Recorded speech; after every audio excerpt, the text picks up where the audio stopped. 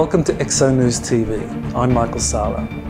This is the third episode in this exclusive video series where we learn more about William Tompkins' remarkable testimony about his work for US Navy intelligence during the Second World War. In the last episode, we learned about Tompkins' astonishing claim that the Nazis were receiving assistance from an extraterrestrial race described as reptilians who were acting as consultants in various German aerospace projects. In this episode, we learn about how the reptilians helped the Nazis locate large caverns in Antarctica, which would be used as bases for the Nazis' most advanced aerospace programs that were being assisted by reptilian consultants. According to Tompkins, the US Navy learned from spies embedded in Nazi Germany that the Nazis used these hidden Antarctic bases to launch space missions to the Moon, other planets in our solar system, and most remarkably to distant interstellar locations. The following interview extract features the Tompkins answering questions from Dr. Robert Wood and myself on Germany's secret space program in Antarctica.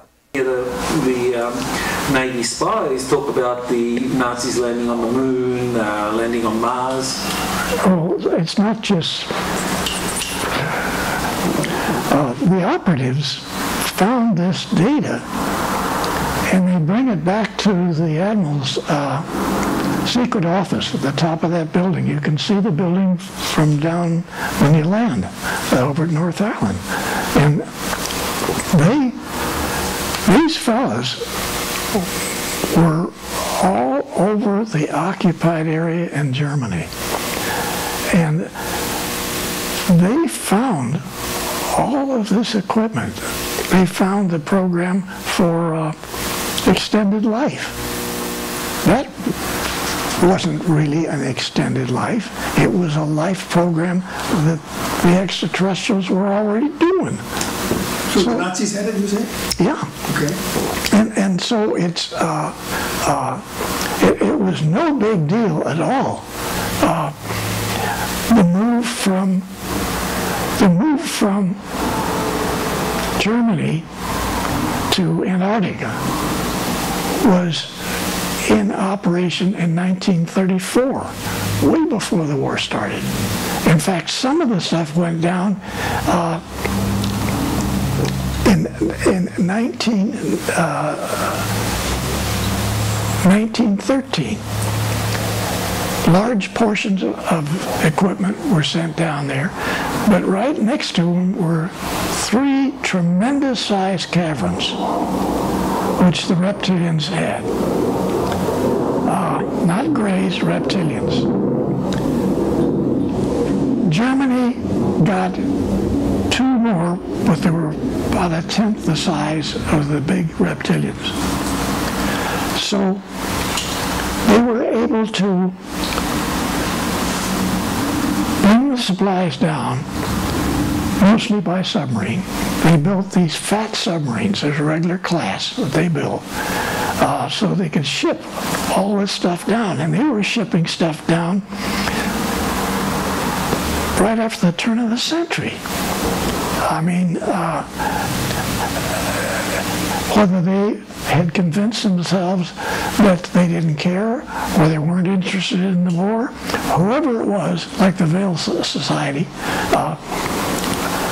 they had almost 90% of everything that it takes to build extraterrestrial vehicles, whether they're saucers or cigars.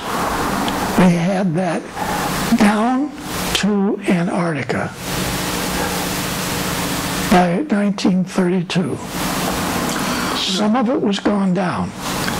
And not the main programs, but they had copies of everything that was necessary to build these. They were building them in production all over the occupied countries, underground production facility with slave labor. And the Germans didn't know anything about it. The German population didn't know anything about this. It was all classified. Were they building the UFOs in Germany or in Antarctica? Well, the people in Germany knew nothing about it. Antarctica knew everything. But where were the UFOs, were anti-gravity craft being built? In Germany? They built the prototypes in Germany. Okay. They built pre-prototype vehicles, okay? Which is actually something ready for production in Antarctica. They put the stuff in production in the countries all over Germany, and they continued to build similar vehicles in Antarctica. Now, the question was asked, did we ever get to the moon? You see it in some way. It was well known that the Germans had numbers of vehicles that flew out and came back. One of the first ones, they got in trouble and they crashed and the whole group died. But that was almost all coming from Antarctica, because they were way before, 4 years before the war ended, they were always moving all of this stuff out. And so the flights, almost everything came from Antarctica with the same people. So during the war years, from Antarctica, the Germans were basically launching these craft, and the moon was one of many destinations they tried. Yes, and I don't know that it was true or not, but it was stated by several of those fellows that they had gone to several stars and come back.